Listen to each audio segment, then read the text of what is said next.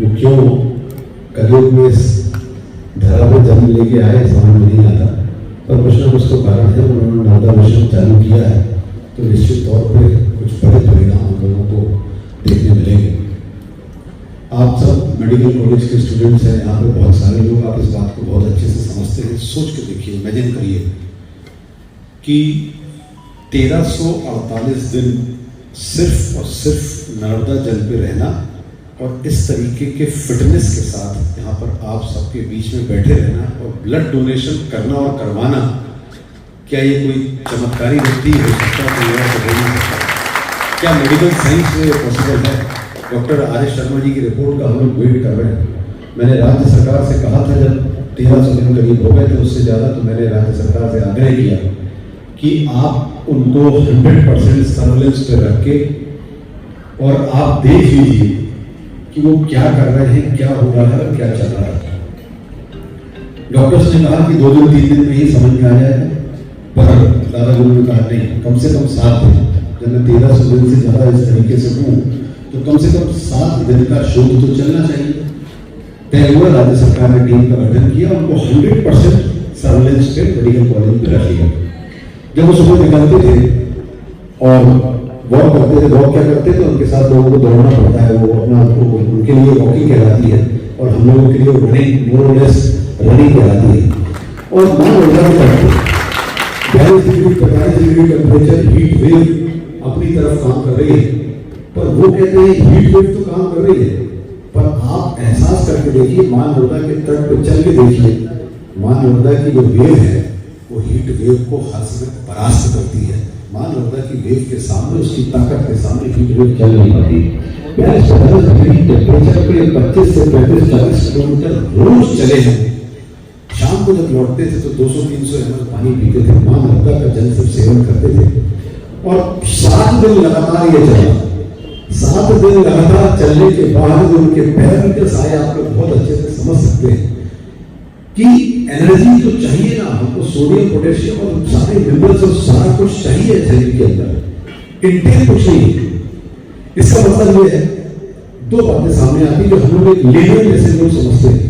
हम लोग medical science नहीं समझते, पर एज अ लेमन हम लोग इस बात को समझते हैं कि मां नर्मदा वाकई में एक मात्र नदी और पानी नहीं है।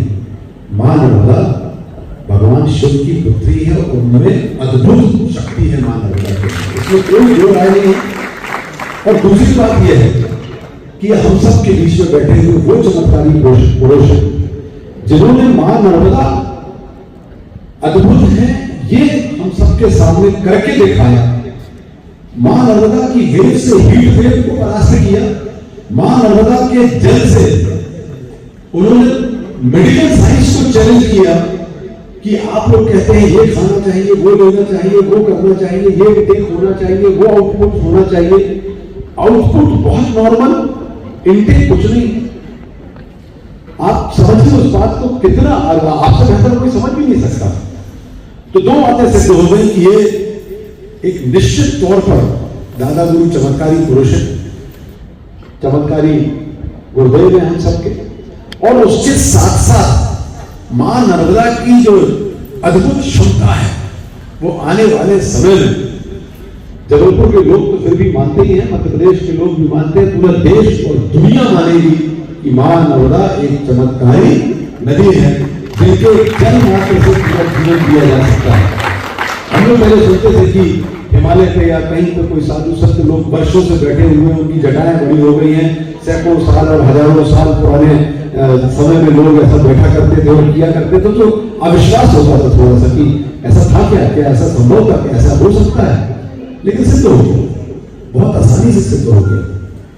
1348 दिनों में मां नर्मदा की 2 बार परिक्रमा भी कर लेना, वायु पर परिक्रमा करते थे। मां नर्मदा का जल भी परिक्रमा के पश्चात शाम को लेते थे और जितने समय परिक्रमा करते थे सरबजीत भाई, उस समय में सिर्फ वायु पे रहते थे।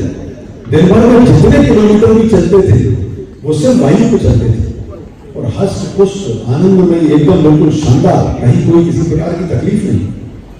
आज उन्होंने तय किया कि रक्तदान का शिविर भी किया जाएगा, सोशल एक्टिविटीज नर्मदा मिशन जबरदस्त करता है। कुछ बातें दिलेश भाई ने बताई। एक कांवड़ यात्रा का संयोजन भी दादा गुरु ने किया। आज वो कांवड़ यात्रा में 50,000 लोग एक बैनर के नीचे चलते हैं। गोल्डन बुक से लेकर और रिकॉर्ड दर्ज हुआ है। श्री यादव जी, दिलेश भाई और पूरी टीम मिलकर इसको करते हैं। डॉक्टर साहब ये वो भी बड़ी अद्भुत चीज है, दादा गुरु ने वो चालू कराई और लगभग 50,000 से ज्यादा लोग एक बैनर तले एक समय में मां नर्मदा का जल लेकर और एक देवतुल्य वृक्ष लेकर, पौधा लेकर कैलाश धाम जाते हैं। वहां पर पौधा रोपण करते हैं और साथ साथ वहां पर मां नर्मदा का जल का अभिषेक कैलाश धाम में भगवान शिव को करते हैं। ऐसी बहुत सारी अद्भुत चीजें जबलपुर शहर में चल रही है। और उसका दूसरा पक्ष देखिए कि ना ही किसी प्रकार का प्रचार, ना ही किसी प्रकार का प्रसार, ना किसी प्रकार की इस तरीके की भूख।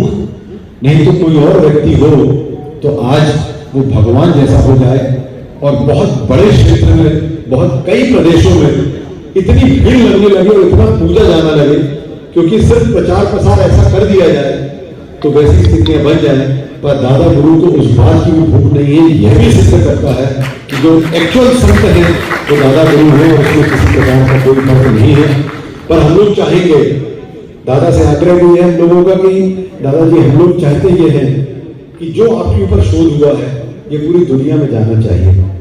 ठीक है, आप लोग नहीं चाहते कि आप जो आपका व्यक्तित्व है, आप जो चमत्कारी पुरुष हैं, चमत्कारी संत है, सबके बीच में आप नहीं चाहते, पर हम लोग चाहते हैं कि बात भी जाना चाहिए लेकिन साथ में।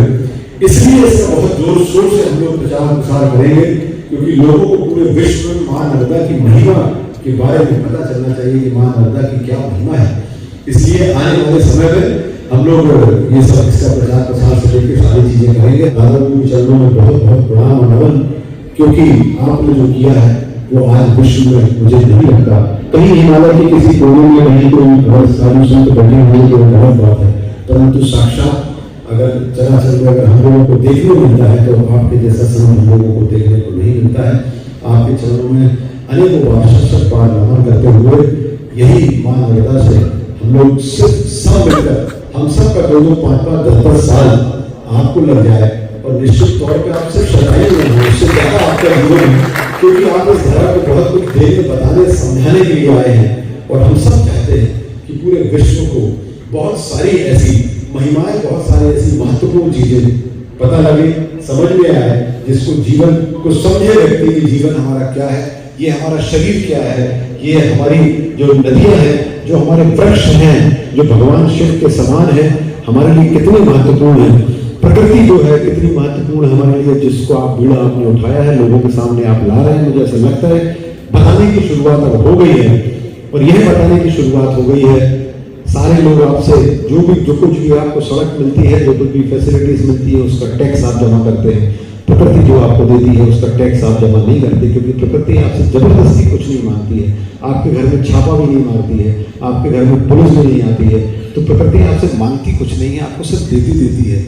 लेकिन अगर हम जिम्मेदार व्यक्ति हैं, हम नेक नागरिक हैं और हम ईश्वर को मानने वाले सनातनी धर्म वाले व्यक्ति हैं, तो हमको ये मानना चाहिए कि प्रकृति से हमको सब कुछ मिला है। प्रकृति बचाने के लिए हमें चाहे पौधारोपण करना पड़े, चाहे वाटर हार्वेस्टिंग करना पड़े, चाहे हमारे जल के स्रोतों को बचाने के लिए हमको काम करना पड़े, ये सारे काम हमारे जीवन का एक महत्वपूर्ण अंग है। और बिना प्रकृति को टैक्स इस तरीके से दिए हुए वृक्षारोपण करें, जल का संरक्षण संवर्धन करें, मां नर्मदा का संरक्षण संवर्धन करें, जल के स्रोतों का जल संवर्धन संरक्षण करें, अपने घर में वाटर हार्वेस्टिंग कराएं, खूब सारे पेड़ पौधे घर और आसपास में लगाएं, ऑक्सीजन को बचाएं, कार्बन डाइऑक्साइड को ज्यादा से ज्यादा कंज्यूम होने दें।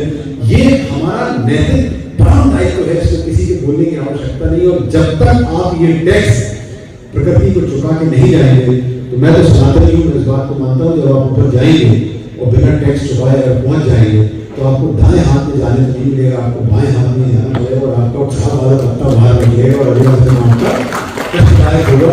इसलिए प्रकृति के घर को चुकाना बिना प्रकृति को माने हुए ईश्वर हमको राह दिखा रहा है, ईश्वर हमको बता रहा है 50 डिग्री टेम्परेचर पहुंच रहा है, 50 डिग्री से ऊपर भी पहुंच रहा है। अब सचेत हो जाए और खुद से तैयार होकर प्रकृति का टैक्स देना शुरू कर दे। दादा गुरु के चरणों में बहुत बहुत नमन, माँ सरस्वती के चरणों में प्रणाम करते हुए आप सबको बहुत बहुत मेरा नमस्कार। प्रथम सेवक होने के नाते सदैव आपके साथ, आपके हर कामों के लिए मैं तैयार। बहुत बहुत धन्यवाद। जय हिंद, जय भारत। बोलिए नर्मदा मैया की, भारत माता की। धन्यवाद।